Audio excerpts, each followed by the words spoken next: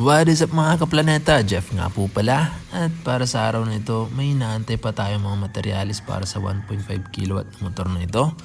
And para sa diagram naman ito is nandito sa gilid. May nagawa na ako dyan. Ito yung una, which is mali. Kaya inulit ko muna mga kaplaneta para maitama. And ito na yung final nating diagram para dyan. 3-phase yan at 1,800 RPM. Bale may in-order akong magnetic wire which is September 25 pa daw dadating and ngayon ay 21 pa lamang kaya may gagawin muna tayong iba.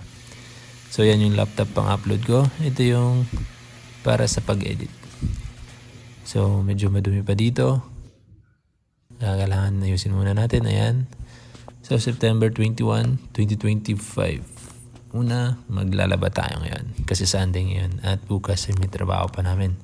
So pangalawa, ibabalik yung takip sa bubong kasi may tulo doon at binaklas ko yun. Pangatlo, gagawa ng stand para sa ref namin kasi mababa at umaalog. Pang-apat naman, aayusin yung mga gamit kasi nagkakalat mga kaplaneta. Pang-ikalima is ipapatuloy ko lang yung script para sa 3-phase ng tutorial ko. So, start na tayo mga kaplaneta. By 7:34, start tayo sa paglalaba. Let's go.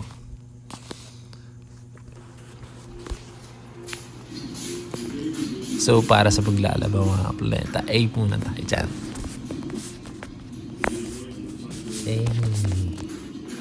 Bali ngayon nilalaban ko yung mga pantalon ko para magamit para bukas, which is trabaho namin. And by the way mga kaplaneta, nagtatrabaho nga pala ako ngayon sa isang electromechanical services na company, which is applied yung mga skills at yung kaalaman ko sa pagiging isang electrical engineer na graduate. So ayan mga kaplaneta, nagtataka lang ako bakit binabaliktad pag natatapos yung mga damit. Bakit yung mga kaplaneta? Kung alam mo, i-comment mo na lang. Ngayon 9:30 natapos ko na lahat ng nilalaban ko. And 9:30 proceed na tayo para sa check muna yun natin paglalaba. And next, proceed tayo sa pagbabalik ng takip sa bubong. Kasi binaklas ko to dati kasi gawa nga may leak dito sa and I discovered mga kaplaneta na kasi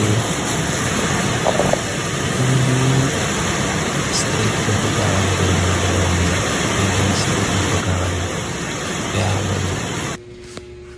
may space doon at yung space na yun doon pumapasok yung tubig pag umuulan. So ayan, nakabaklas na lahat, nakita na yung insulator at nilalagyan ko na ng mga Volcasil.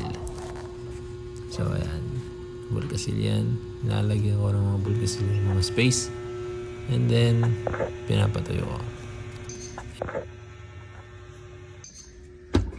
Bali bubuhusan natin dun sa taas ng tubig para malaman kung may leak pa rin. Let's go. So dito ako dadaan sa bintana. Ayan, ito yung daanan ko. Simula nung umakyat ako dun sa bubong sa taas. Dala ko ng tubig. Kabit muna natin dun sa kabilang bintana and baba tayo. So ayan. Ito naman is yung table na papatuhan ko ng upuan para makaakyat dun sa pinakataas mga kaplaneta. So ayan, latag ko muna to dito. Yan lang. Straight natin. And then tatagan naman natin ng chair na to, upuan, para makaakyat tayo. Ganyan lang ka basic. Then kunin na natin tong tubig. Then iakyat natin dun sa taas. Tapos tayo naman yung papunta dun sa taas gamit yung mga upuan at yung elambre na nagawa ko previously. Yan. So ito na yung pinakataas namin at may mga Volcasil pa. Yung straight na Volcasil na yan, yan yung ginawa ko dati kasi may uwang, may space, dun pumapasok yung mga tubig at napupunta sa loob. Kaya may tulo doon. Kaya nilagyan ko na rin ng Fulkasil dun sa loob para wala nang makakapasok ng mga tubig. So, try natin ngayong i-test. Bubuhusan ko ng tubig, which is pwede na tong daming tubig na to para matest natin kung may leak nga ba. So, ayan. Binubuhusan ko na. And hanggang sa may naturo ba? gusto. Para malaman May naturo natin ba? kung may leak nga ba dun sa loob. Aray. Then, lalagyan natin ng o tatakpan natin Ito. ulit ng Volcasil. Ito. So, ayan. Aray na? Pwede na Aray to. na? Ha? Ha? Ganyan lang. May naturo? May And naturo? may tumutulo pa daw, sabi ng nanay ko lapit? dun sa baba. Nung tinanong ko. lapit? Kaya, yung gagawin natin is babalikan natin at tatakpan natin ulit. Let's go. So, bumaba ako ulit. Ayan. Hindi naman mahirap yung pagbaba dito kasi may hawakan. So, may tulong nga nandun sa upuan. And nakita ko yung tubig. Nakita ko yung part na may tulo. Andito, mga planeta. Kumikinang pa yung tubig. Oh. So, yung gagawin natin is pupunasan muna natin. Then, lalagyan natin itong Volcasil. Kaya, simulan na natin. So, ayan. May natitira pang maliit na Volcasil pero mamaya bibili rin ako para mas makapal yung malalagay kong Volcasil para dito. So, ganyan lang. Lalagyan ko yung mga part na may tulo, mga planeta, para hindi na tumulo. No? So, yun lang mga kaplaneta. Yan, nakabili na ako ng bagong Volcasil. Kaso iba yung kulay niya. Hindi ko alam bakit. Kita nyo naman, mas makapal na ngayon. And natapos ko siya 12:45. Parang uulan na mga kaplaneta. At mag-aalauna na. Mas maganda to para ma-check natin yung leak. Kung meron pa. No? Pero bago natin takpan yan, patuloyin muna natin tapos double check natin pag umulan kung may leak pa ba. So, habang hinihintay natin mga kaplaneta na umulan, gawin muna natin yung stand ng ref natin. Let's go!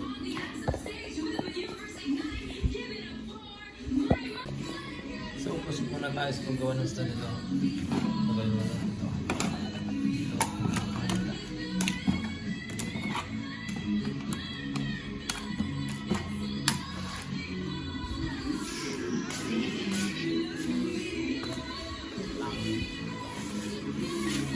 Ito yung kukunan natin ng measurement para sa stand. Let's go. Ito naman yung gagamitin natin mga kakay. Sayang kasi hindi na gagamit. Nakastock lang dyan. Ayan yung upuan. Ginagamit ko na ngayon para malagari.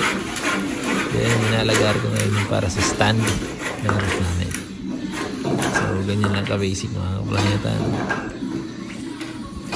Pinutol ko na yung mga kahoy na kakailanganin natin para sa paggawa ng stand.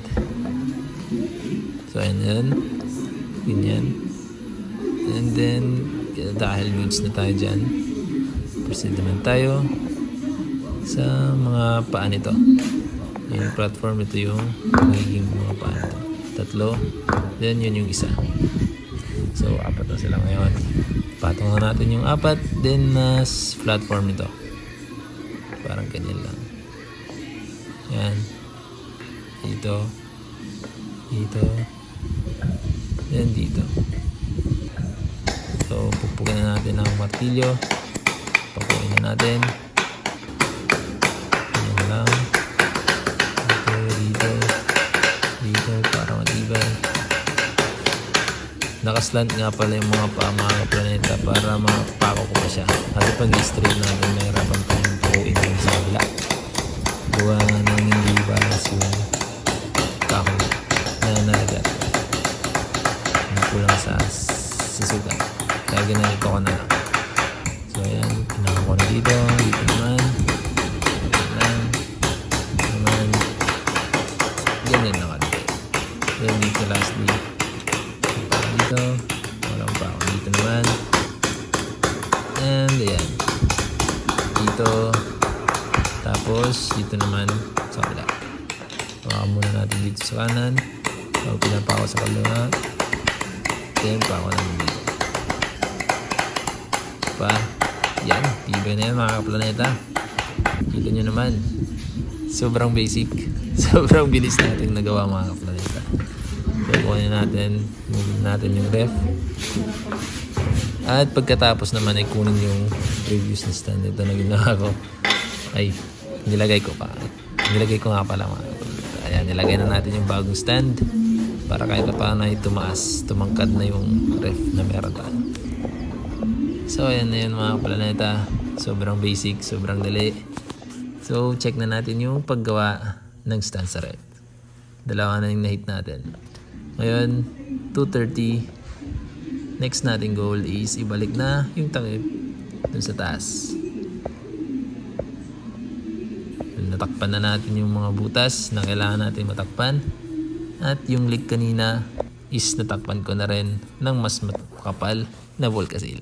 Kaya kampante na tayo na wala ng leak pag umulan mga kaplaneta. So ayan, binalik ko na yung mga screw at nag-abang ako ng alambre para may guide para dun sa taas. Kasi mahirap pag walang alambre mga kaplaneta, baka maputol to. Tapos na yung takip at alas 3 pa lang mga kaplaneta. Ngayon ayusin na natin yung mga gamit. Let's go. Ibabalik na yung type sa buong, so check na yan. Next is mag-arrange na lang ng mga gamit at ipapatuloy na lang yung tutorial na script tutorial ng 3-phase natin. So yan, tinulungan ako ni mama para mas mabilis yung pag-aayos at paglilinis ng space namin dito. So ayan, natapos na. Ito yung area kung saan ako magagamit ng laptop tsaka printer. Dito kami natutulog. Ito naman is yung pag-rewind. Ito yung rewinding machine ko. Yan yung motor. At ito yung mga gamit, stool. Bali itong motor na to is gagawin na tutorial. Then dito naman sa baba is yung kainan namin tsaka yung TV. Sampayan. So ayusin yung mga gamit. Check na yan. Ngayon, continue naman natin yung 3-phase na tutorial script mga kaplaneta. So ayan, ginagawa ko yung script dito sa laptop para pag hindi sigurado, madali lang ma-erase. Backspace lang, no? Tapos edit natin. Sa Word lang, mga kaplaneta, then i-print natin doon sa printer. So pag na-print na natin, ayun na, gagamitin na natin para sa tutorial natin video mga planeta. At ganyan lang mga planeta, hindi na natin to papatagalin pa, natapos natin yung kailangan natin tapusin. Jeff nga po pala, peace out.